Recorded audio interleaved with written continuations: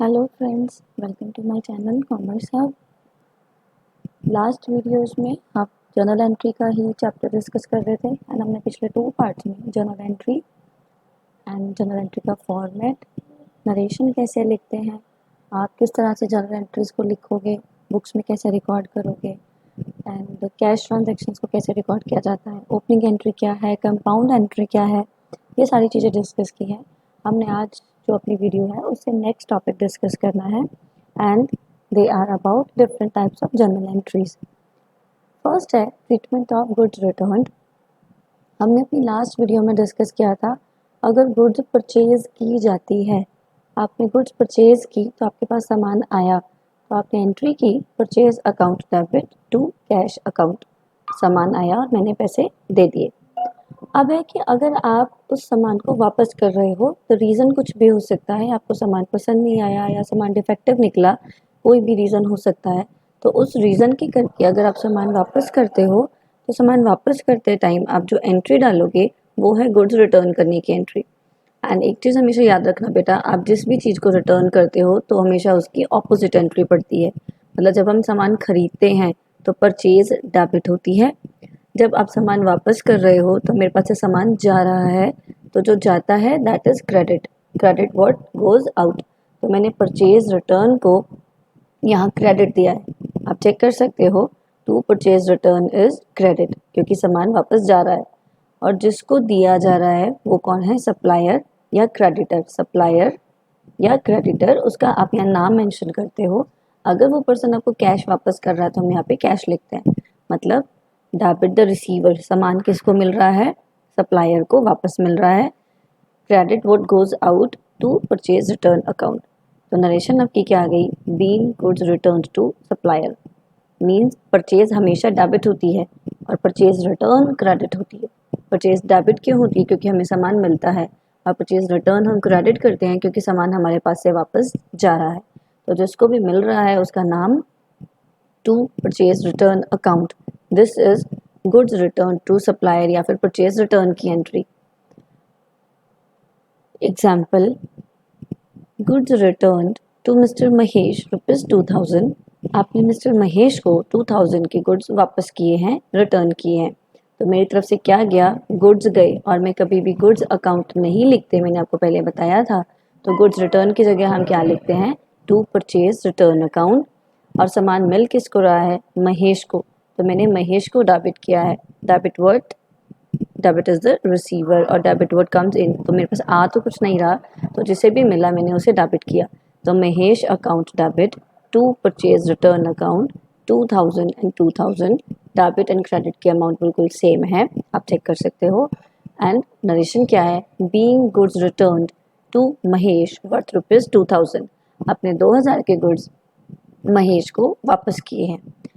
As it is, जब हम sales return की एंट्री करते हैं, मैंने कोई सामान बेचा, जब मैंने सामान बेचा तो मुझे कैश मिला होगा, तो मैंने एंट्री की होगी cash account debit to sales account. Sales account क्यों, क्योंकि सामान मैंने बेचा तो मेरे पास से स्टॉक गया।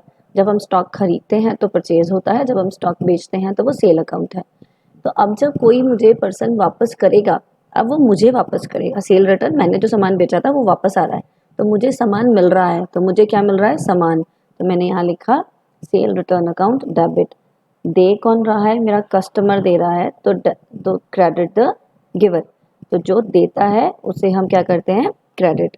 ऑपोजिट एंट्री है रिसीवर, वो debit and credit the giver. पिछला जो हमने किया था वो रिसीवर था तो हमने उसे डेबिट किया, अब जो सामान दे रहा है वो क्रेडिट होगा। तो goods return by customer, customer दे रहा है तो मैंने कस्टमर को क्रेडिट किया है। मुझे मिल रहा है सामान, तो सामान को मैंने डेबिट किया। आप सिंपल सा एक ही रूल याद कर लो, जो आया या जिसको मिला वो डेबिट, जो गया या जिसने दिया वो क्रेडिट। ठीक है। नॉमिनल अकाउंट्स में लॉस और एक्सपेंसेस या प्रॉफिट्स हम बाद में चेक करते हैं। This is sales return account debit to debtor या फिर कस्टमर अकाउंट। इसकी एग्जाम्पल है goods returned by mister Mahesh by, मतलब महेश ने सामान वापस किया ₹2000। तो फिर एंट्री क्या है, sales return account debit to Mahesh account 2000 and 2000। अब दोनों जर्नल एंट्रीज में डिफरेंस आप चेक कर सकते हो और आई होप आपको समझ भी आया होगा। अगर किसी को कोई डाउट है तो आप कमेंट सेक्शन में लिख के मेरे से पूछ सकते हो। Being goods return by Mahesh worth ₹2000, आपने गुड्स वापस रिसीव किए हैं महेश से 2000 के। ये इंपॉर्टेंट एंट्री है आपकी, गुड्स रिटर्न बाय कस्टमर या goods return to supplier. Next है हमारे पास ट्रीटमेंट ऑफ ड्राइंग्स। ड्राइंग्स क्या होता है अजय? जब भी कोई पर्सन अपने पर्सनल यूज़ के लिए कंपनी से पैसे निकाल लेता है, फॉर एग्जांपल मान लो मेरी कंपनी है या मेरी कोई फर्म है एंड मैंने कंपनी में पैसे लगाए और कंपनी के लिए खर्च कर रहे हैं, तो वो ड्राइंग्स नहीं है। आप अपने घर के या अपने पर्सनल यूज़ के लिए अगर कंपनी में से कुछ कैश निकालते हो या कोई भी सामान निकालते हो कंपनी के लिए नहीं, खुद के पर्सनल यूज़ के लिए, तो उसे हम ड्राइंग्स कहते हैं। दिस इज़ ड्राइंग्स, ठीक है।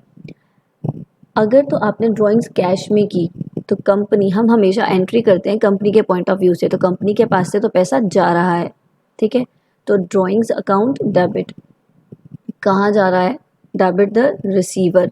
तो drawings account debit to cash account, मतलब ड्राइंग्स एक तरह का खर्चा माना जाता है, एक तरह का एक्सपेंस या लॉस है।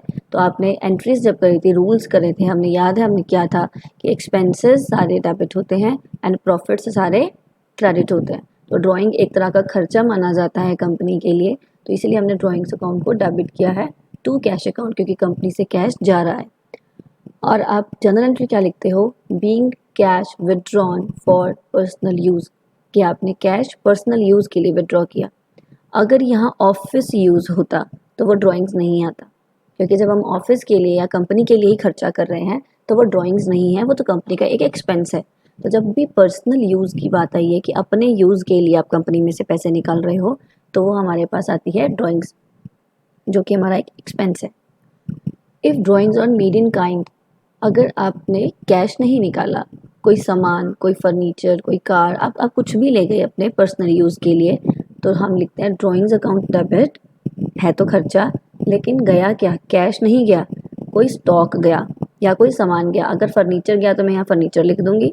अगर आप कोई सामान लेके गए, मतलब गुड्स लेके गए, तो यहाँ परचेज अकाउंट।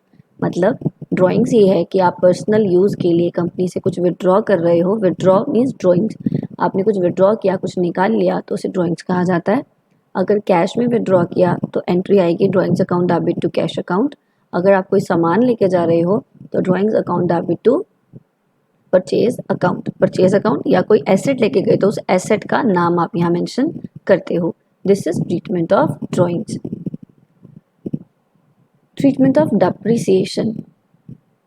अब डेप्रिसिएशन की एंट्री करने से पहले आपको समझ आना चाहिए कि डेप्रिसिएशन का मीनिंग क्या है। जब भी कोई एसेट परचेज की जाती है, तो जब आप एसेट यूज़ करते हो तो उस एसेट को यूज़ करते टाइम उसकी वैल्यू कम हो जाती है, उस पर घिसावट मतलब वियर एंड टीयर हम चार्ज करते हैं। सिंपल एग्जांपल है, आपने आज कोई कार परचेज़ की, पूरा 1 साल उसे यूज़ किया। अगर आप उस कार को आज 1 लाख में परचेज़ करके लेके आए, तो पूरे साल यूज़ करने के बाद उसकी वैल्यू 1 लाख रुपए नहीं होगी, उसकी वैल्यू कुछ कम हो जाएगी, 70,000, 80,000, 90,000, क्योंकि आप उसे यूज़ कर चुके हो। तो आपने उसे कितना यूज़ किया, कितनी कार घिस चुकी है, 10,000 या 20,000, उस अमाउंट को हम डेप्रिसिएशन कहते हैं। मतलब depreciation is wear and tear charged on asset, मतलब एसेट जो मेरे प्रॉपर्टी है जिसके ऊपर हम चार्ज कर रहे हैं, हम उस पर चार्ज करते हैं। एक खर्चा होता है जिसे कि हम लॉस कंसीडर करते हैं। खर्चा हम किसी को पे नहीं कर रहे, लेकिन हम उसे लॉस कंसीडर करते हैं। तो डेप्रिसिएशन वो वियर एंड टीयर है जो एनुअली चार्ज किया जाता है एसेट्स के ऊपर एक लॉस की तरह। अब अगर ये एक लॉस है तो डेप्रिसिएशन को हम क्या करेंगे? डेबिट, क्योंकि all losses are debit. Depreciation account debit, क्योंकि हम किसी को पे तो नहीं कर रहे, हम कोई कैश नहीं दे रहे। तो देखो मैंने कोई टू कैश नहीं लिखा, बट मैंने एसेट में से चार्ज किया, तो टू एसेट अकाउंट। आप क्या कहते हो कि मैंने 20,000 की कार यूज़ कर ली तो 20,000 आप किसी को कैश पे करते हो? नहीं, हम डेप्रिसिएशन बस अपना एक लॉस चार्ज करते हैं, तो वो एसेट अकाउंट पे चार्ज किया जाता है, हम इसका कैश किसी को नहीं देते। तो ये है ट्रीटमेंट ऑफ डेप्रिसिएशन। देखो डेप्रिसिएशन अकाउंट डेबिट क्योंकि लॉस है, टू एसेट अकाउंट क्योंकि मैंने उस एसेट पे उसे चार्ज करना है। एग्जाम्पल है मशीनरी परचेज ₹1 लाख। आपने एक मशीन परचेज की 1 लाख की, डेप्रिसिएशन प्रोवाइडेड 10% पर एनम, और उस पर डेप्रिसिएशन तो लगता है वो 10%, मतलब ये माना जा रहा है कि आप एक साल में 10% तक की मशीनरी को खर्च कर देते हो, उसे मतलब ख़त्म कर देते हो। तो हम एंट्री क्या डालेंगे, डेप्रिसिएशन अकाउंट डेबिट 1,00,000 का 10%, this is 10,000 to machinery account 10,000 being depreciation charge on machinery, क्योंकि कोई कैश नहीं पे किया जा रहा तो यहाँ कोई कैश नहीं लिखा हुआ। This is depreciation. आपने आज जो एंट्रीज की हैं आप इन्हें रिवाइज करोगे एंड बाकी एंट्रीज हम नेक्स्ट वीडियोस में डिस्कस करेंगे। Thanks for watching, hope you like it and like share and subscribe the channel so that आप आने वाली कोई वीडियो मिस ना कर दो। Thank you so much once again.